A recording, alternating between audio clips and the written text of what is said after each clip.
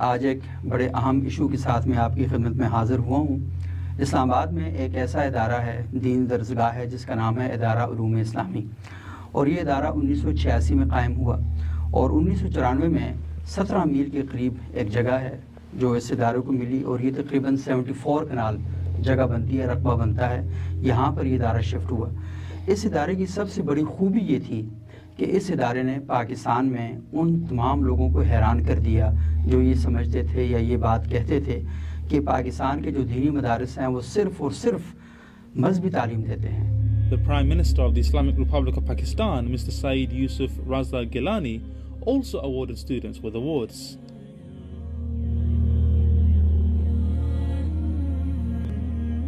The Prime Minister of the Islamic Republic of Pakistan, Mr. Raja Pervez Ashraf, also presented the top students with their awards.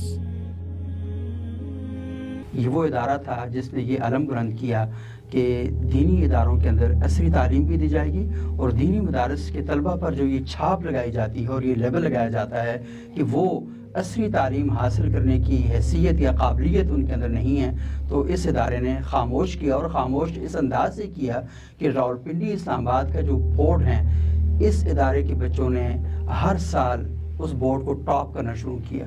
और ये हमेशा मुझे याद है कि इस इदारे की शोहरत उस